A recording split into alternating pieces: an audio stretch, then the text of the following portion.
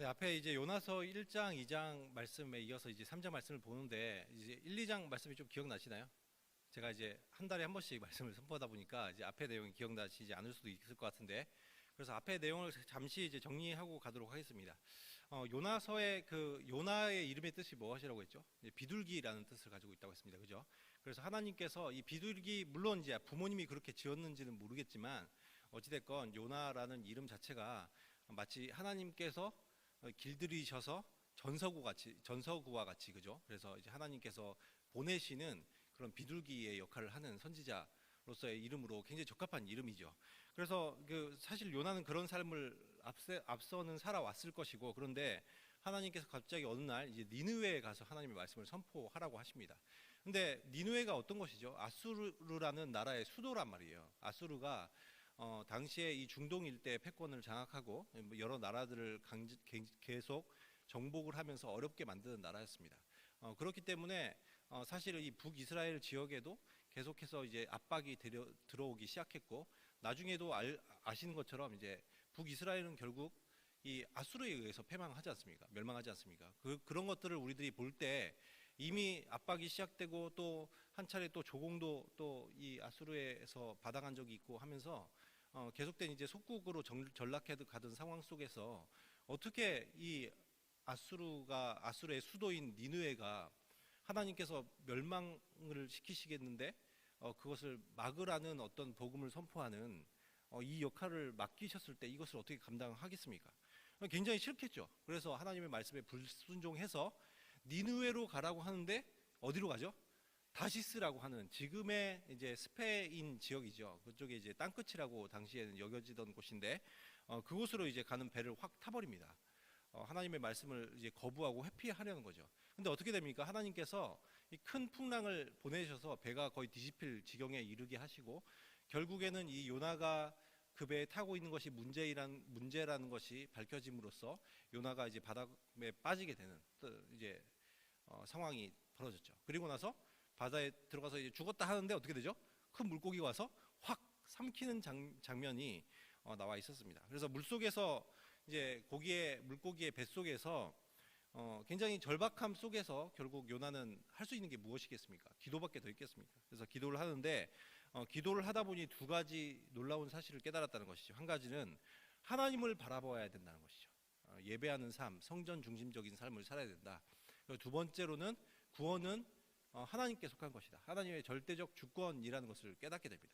물고기 뱃속에 자기가 들어가게 될 것을 어떻게 알았습니까? 바다에 빠지면 죽었어야 되는데, 그죠? 근데 그것도 지금 하나님의 은혜로 지금은 잠시라도 일단 살아 있는 거잖아요. 앞으로 어떻게 될지 모르겠지만 그런 상황이고, 그렇다면은 니느웨도 마찬가지 아니겠습니까? 하나님께서 니느웨를 구원하시고자 하시는 것이 하나님의 뜻이면 구원을 받겠죠. 그러니까 하나님의 구원이 하나님의 절대적 주권이다라는 사실을 이제 깨닫게 되죠. 그리고 그때 하나님께서 이 요나의 고백을 들으시고는 물고기에게 명령하셔서 이제 토하게 하십니다. 우리가 여기서도 볼 수 있는 것은 어떻습니까? 사람은 하나님께 불순종해요.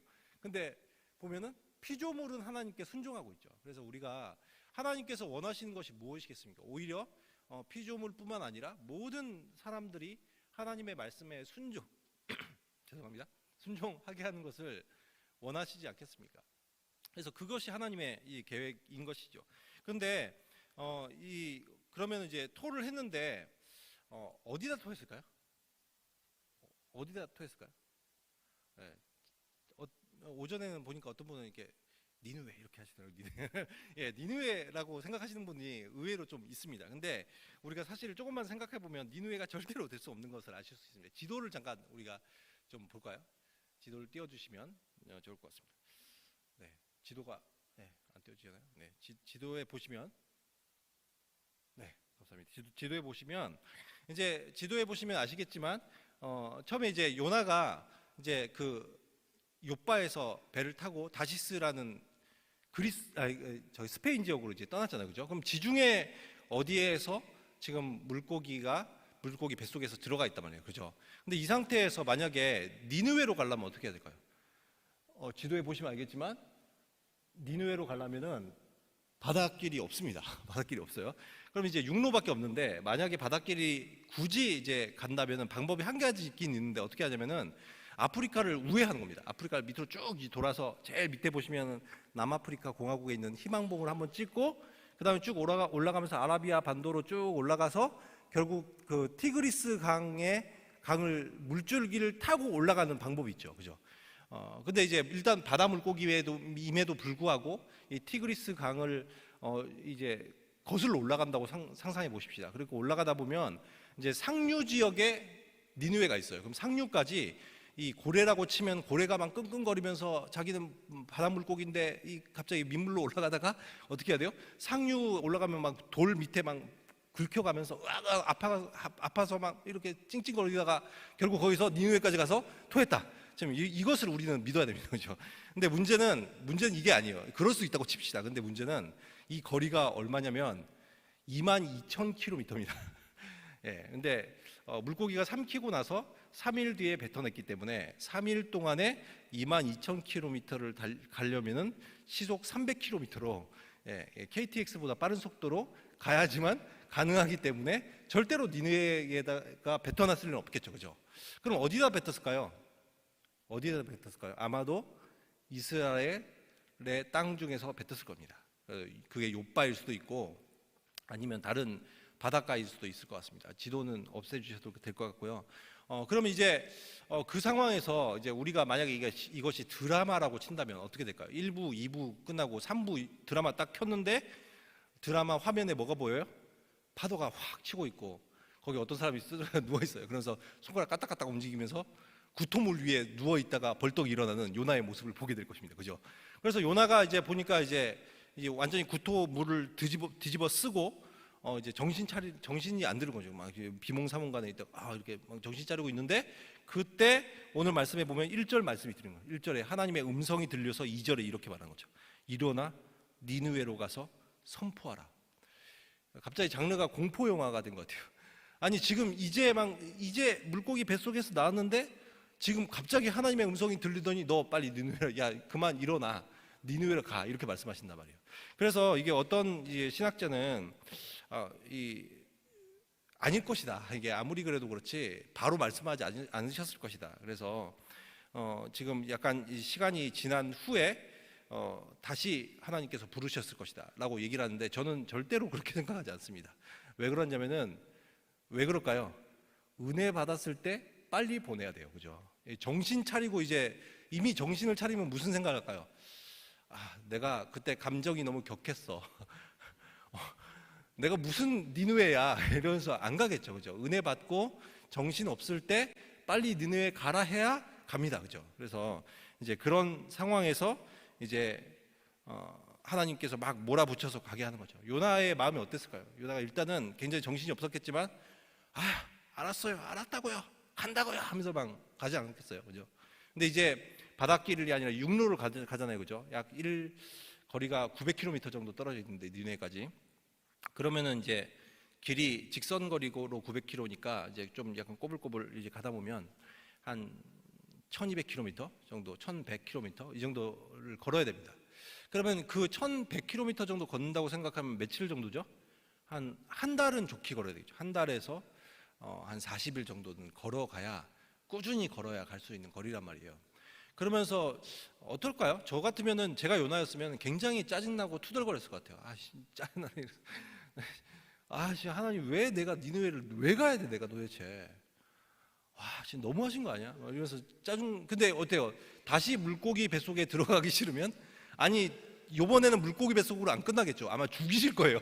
그러니까 죽지 않으려면 니느웨를 가야 되는 것이 요나의 지금 입장입니다. 그래서 어쩔 수 없이 이제 니느웨를 향해서 가는 것이죠. 그런데 이제 니느웨를 딱 도착했어요. 막상 이제 니느웨 딱 성읍이 보입니다.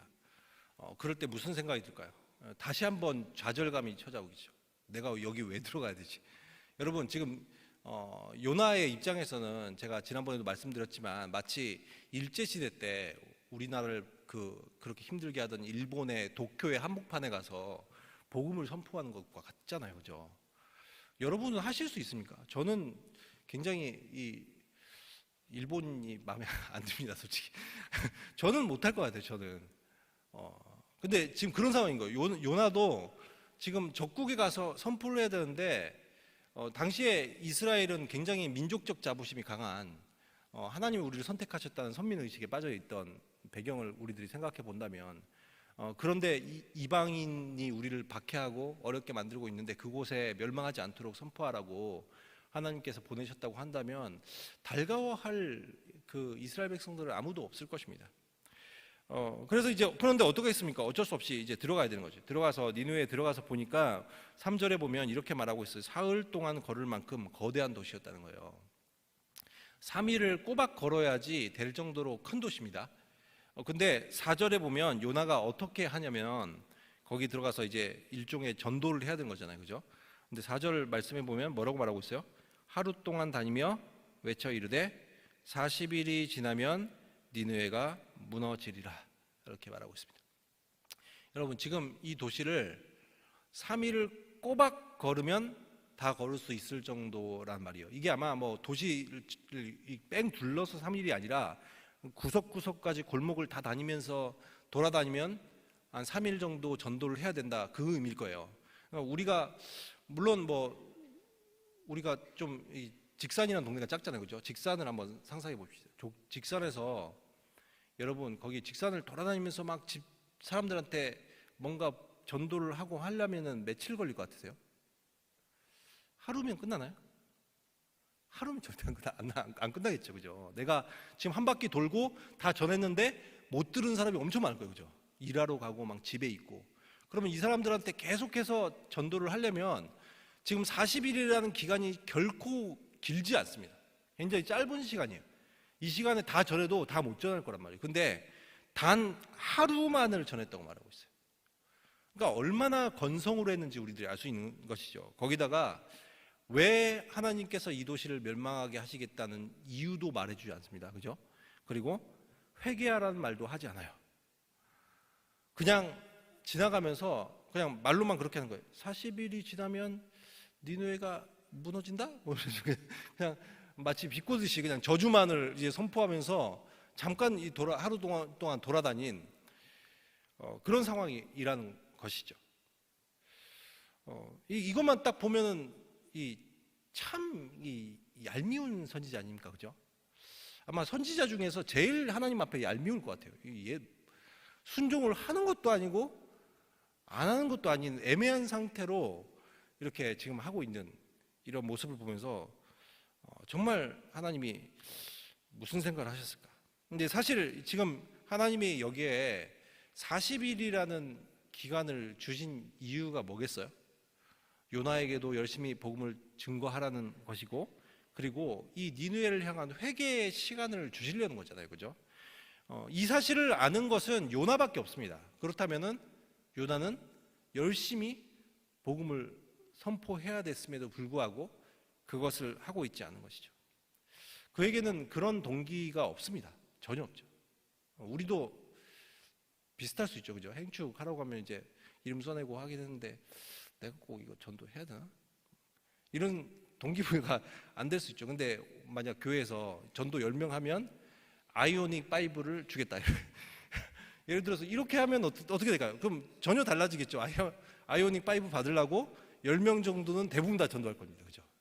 근데 요나도 지금 동기가 전혀 동기부여가 안 되고 있는 상황이죠. 근데 요나는 비록 이렇게 순종할 마음이 없고 어찌 보면 겨우 억지로 반쪽짜리 순종을 했음에도 불구하고 하나님은 정말 대단하시죠. 니느웨에 놀라운 일들이 일어나게 하십니다.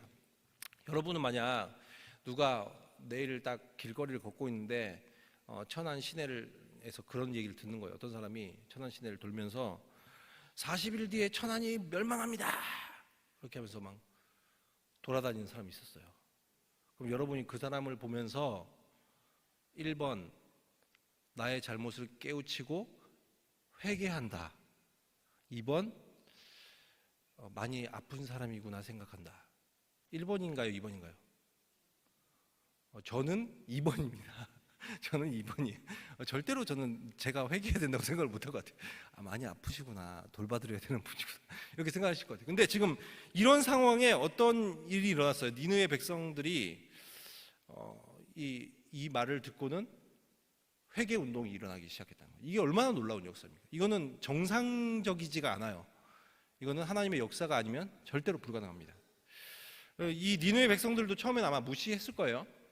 근데 이제 무슨 말인지 곰곰이 생각해봤겠죠. 근데 이 요나의 몰골을 보니까 이미 요나는 좀 약간 신비스럽게 생겼죠. 왜요? 물고기 뱃속에서 지난번에도 말씀을 드렸지만 그 안에서 이제 그 위산과 뭐 이런 것도 있으면 이 털들이 다 일단 빠집니다. 그리고 머리도 아마 이 산성에 의해서 굉장히 색깔이 이제 착색이 됐을 거예요. 노란색이나 이렇게 탈색이 됐을 거예요. 그런데다가 피부도 이제 이미 좀 약간 그 하얗게 변한 상태로 그 상태로 막 돌아다니는 이상한 귀신 같은 사람이 있다는 거죠. 근데 옷차림을 보니까 어때요? 옷차림을 보니까 이스라엘 백성이 백방 맞아요. 당시에는 다 그 나라마다 옷이 거의 입는 옷들이 어느 정도 있잖아요, 그죠? 이스라엘 백성인 것 같은데, 근데 이 사람들도 듣지 않았겠어요? 이스라엘에 선지자라는 사람들이 있는데, 하나님이라는 신이 있고 선지자라는 사람들이 있는데, 그 선지자들이 선포하면은 그대로 이루어진다더라. 이런 이야기들을 들지 않았을까요? 그래서 이들이 이제 고민을 하기 시작했겠죠. 그러면서 심령의 변화가 일어나기 시작합니다. 그래서 이 백성들이 자발적으로 금식을 선포하고 베옷을 입기 시작한 거예요.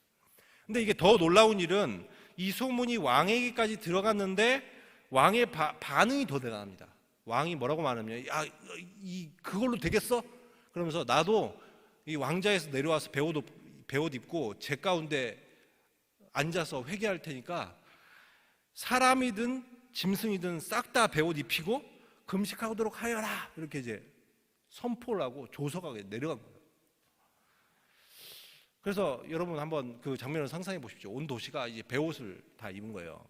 그리고 이제 짐승들도 베옷을 입습니다. 여러분 집안에 만약 강아지나 고양이를 키우고 있다면 이제 베옷을 지어 입히는 것이죠. 그리고 돼지가 있으면 어떻게 되죠? 똥구덩이에 구르는 돼지도 베옷을 입혀야 되고, 저기 오전에 황선임 집사님이 앉아 계셨는데 황선임 집사님 소 한 20몇 마리 키우잖아요. 그거 다 이제 베옷 입혀야 돼요. 베옷. 전 이걸 보면서 그런 상상을 해봤습니다. 닭 키우는 집은 어떻게 해야 될까? 닭을 다 입힌 다음에 갑자기 그 닭이 하필이면 병아리 많이 나와버렸어요. 병아리 다 조그만 거 입혀가지고 다 베옷 입히고. 그래서 오늘날 그 애완견 이렇게 옷 입히시죠? 옷 입히시는데 사실은 복고풍입니다. 옛날에 이미 이 요나 때 한번 다 베옷 한번 입혀봤어요 지금. 네, 감사합니다. 오전에 웃지도 않던데. 그래서 왕은 이제 백성들에게 8절에 보면 그래서 힘써서 하나님께 부르짖고 악한 길에서 떠나자고 이제 촉구를 하는 거예요. 그러면서 하는 말이, 혹시나 그렇게 하면 하나님께서 멸망시키지 않으실지를 누가 알겠냐, 이렇게 얘기를 한 거예요. 여러분 놀랍지 않습니까? 지금 왕이 아니 이렇게 하면은 하나님이 반드시 우리를 멸망시키지 않으실 거야 라는 확신이 있어서 이 일을 하지 않았다는 거예요. 어떻게 해요? 혹시라도 해주실지 몰라 라는 일말의 기대감을 가지고 지금 하고 있다는 거예요. 사실은 근데 우리가 생각해보면 지금 이런 선포를 했어야 될 사람이 누구예요? 요나가 이런 선포를 했어야죠. 요나가 여러분 하나님께 부르짖고 회개하십시오라고 요나가 선포했어야죠. 근데 하나님 요나의 그 불성실을 하고도 정말 어이없는 그 한 단어, 그 작은 한마디 외침을 사용하셔서 지금 니느웨 백성들을 감동시키시고 또한 그들이 회개하도록 이끄셨다는 것입니다. 그래서 온 도시가 결국에는 회개를 하고 10절에 보면 하나님은 그들이 악한 길에서 돌이킨 것을 보시고 뜻을 돌이키사 재앙을 내리지 아니하셨다라고 말하고 있습니다. 하나님은 참 놀랍게도 성경에 보면, 아니 하나님이란 분, 세상을 창조하신 분이 한번 계획하신 것을 이행을 안 하실까요? 하나님은 모든 것을 계획하시고 그대로 이루실 수 있으십니다. 아니 이루십니다. 근데 성경에서 가만히 보면 하나님이 계획하셨던 것들을 바꾸는 장면들이 나와요. 근데 언제 바꾸죠? 구원의 문제에 있어서는 바꾸시더라고요. 이 하나님을 안 믿는 백성, 아니면 혹시나 이렇게 죄를 지었던 백성들이 하나님께로 돌아오면은 하나님께서는 그 계획마저도 변경시켜 주십니다. 이게 하나님의 놀라운 사랑이시죠. 그래서 10절에도 말하는 것처럼 악한 길에서 돌이킨 것을 보시니까 하나님께서도 뜻을 돌이키시죠. 그래서 하나님께서는 그리고 오늘날도 우리들에게 동일한 일을 행하고 계십니다.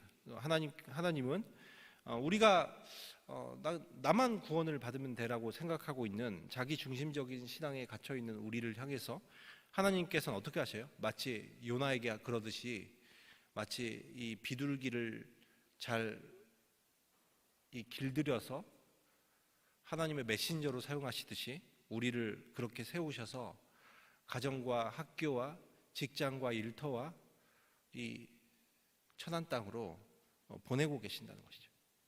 그래서 우리가 어떻게 해야 될지, 전도를 어떻게 말해야 될지 몰라도 이 말 한마디를 한 것뿐인데 의외의 놀라운 반응들이 일어나는 것들을 우리들이 실제로 보지 않습니까? 그죠? 요나도 전도할 마음이 하나도 없고 또 저주만을 선포했음에도 불구하고 하나님께서는 니느웨에 의외의 반응을 일으키십니다. 우리들도 전도할 때 이런 놀라운 역사들이 일어나는 거예요. 제가 전에도 한번 말씀드린 적이 있는 것 같은데 저도 대학교 1학년 때 그런 굉장히 의외의 전도가 일어난 적이 있습니다. 같이 이제 영어 회화 수업을 듣는데 1학년 이제 대학교 1학년 필수 과목이어서 이제 수업을 듣는데 제가 이제 재수해서 들어가서 옆에 있는 애가 이제 저한테 형이라고 이제 불렀는데 형, 나 동아리 들어가야 되는데 어디 들어가야 될지 모르겠어라고 얘기를 하는 거예요. 근데 옆에 있는 애는 기독교인이어서 제가 나랑 같이 동아리 조이 선교회 같이 들어가자고 한 명은 이미 얘기를 해서 얘가 오늘 등록하기로 한 날이에요. 근데 얘가 또 그런 얘기를 하길래 제가 뭐라고 했냐면 그럼 조이 선교회 같이 들어가자라고 얘기를 했는데 얘는 불신자입니다. 불신자에게 선교단체에 들어가자고 얘기를 했어요. 그럼 보통의 반응은 이게 무슨 내가 선교단체를 들어가냐, 나는 불신자다라고 반응하지 않겠습니까? 그죠? 그래서 그렇게 반응했어요. 나는 불신자다, 무슨 선교단체 들어가겠냐라고 걔가 이제 얘기를 하는 거예요. 그래서 제가 생각을 하다가 그치, 불신자가 선교단체 좀 그렇지라고 생각을 하면서 제 입으로는 무슨 얘기를 했냐면 그런데 그냥 선교단체 들어가서 선배들이 밥 많이 사주니까 밥 먹다가 마음에 안 들면 그때 나가면 되잖아, 이렇게 얘기를 했어요. 그랬더니 얘의 반응이 너무 의외였습니다. 뭐라고 얘기하냐면 그럴까? 이런 거예요. 그러더니 선교단체 2명 수업 끝나고 둘이 손을 잡고 이렇게 2명을 등록을 시켰어요. 그리고 나서 저는 이제 교회도 좀 많이 바쁘고 그래서 사실 선교단체를 별로 못했는데 얘가 정말 열심히 다니기 시작하는 거예요. 그러더니 몇 주 지나니까 저한테 이렇게 얘기를 해요. 형, 나 그 선배 따라서 교회를 가기 시작했어, 그러더라고요. 그래서 와, 대단하다, 교회 가구나 이렇게 생각하고 있는데 얼마 뒤에는 형, 나 성가대 시작했어 이러더라고요. 그래서 와, 진짜 대단하다라고 생각했어요. 근데 이게 2학기가 됐어요. 한 학기 지나고 나서 걔가 또 그러는 거예요. 형, 나 지금 주일학교 교사하고 있어 이러더라고요. 그래서 와, 진짜 대단하다 생각했어요. 근데 이제 군대를 가고 나서 이제 소식지를 이제 조이 선교의 그 주보를 받았는데 제가 깜짝 놀랐어요. 걔가 서울에 있는 남부 지역 전체 조이에 총무를 하고 있더라고요. 그래서 와, 이런 기적이 있을까라는 생각을 했는데 나중에 걔가 몇 년이 지나고 나서 저한테 뭐라고 얘기하냐면 형, 내가 형 덕분에 내가 구원받았어라고 얘기를 한 거예요. 그래서 제가 그때 얼마나 이게 눈물이 나든지, 왜냐면 저는 한 거라고는 조이 선교에 들어가지 않을래? 라고 얘기했더니 말도 안 되는 황당한 얘기를 했을 뿐인데 걔는 예수님을 믿게 된 거예요. 그래서 제가 그때 큰 깨달음을 얻었습니다. 그동안 전도를 한 명도 못 해왔던 제가 그때 굉장히 큰 깨달음을 얻었는데 그것이 뭐냐면 내가 말을 잘해야 되는 것이 아니구나. 정말 한마디 때문에 구원을 받는 사람이 있을 수 있구나 라는 생각을 했습니다. 그 이후에도 이제 그런 일들이 한 번씩 있었는데 전도란 그런 것이죠. 우리가 거창한 말을 하는 게 아니에요. 단지 선포를 하는 겁니다. 그러면은 하나님께서 역사하십니다. 그래서 우리가 지난 몇 년간의 행축에서도 그걸 보지 않습니까? 행축 정말 힘들고 이걸 왜 하나 싶지만도, 그러나 거기에 오는 사람들 가운데 정말 말도 안 되는 그 한마디 때문에 예수님을 믿게 되는 놀라운 역사들이 일어나요. 그래서 우리들이 행축을 하는 겁니다. 그래서 우리가 이 나의 부정적인 생각을 좀 내려놨으면 좋겠어요. 그래서 내 가족과 친구와 이웃을 향한 하나님의 구원의 계획이 있으심을 기대하시기 바랍니다. 그리고 태신자의 마음이 열리도록 기도하시기 바랍니다. 그리고 용기를 내어서 교회 가자고 선포하시기 바랍니다. 그래서 우리가 기대하고 기도하고 선포할 때 하나님께서 일하십니다. 옆에 있는 분한테 한번 그렇게 고백해 볼까요? 기대하고 기도하고 선포합시다. 하나, 둘, 셋. 네. 선포합시다. 네. 그래서 우리가 하나님께서 그런 약속을 하셨지 않습니까? 다니엘서 12장 3절 말씀에 보면 이렇게 말하고 있습니다. 많은 사람을 옳은 대로 돌아오게 한 자는 별과 같이 영원토록 빛나리라. 그래서 이 황당하고 위대한 구원의 통로로 쓰임 받는 저와 여러분이 되시기를 예수 그리스도의 이름으로 축원합니다.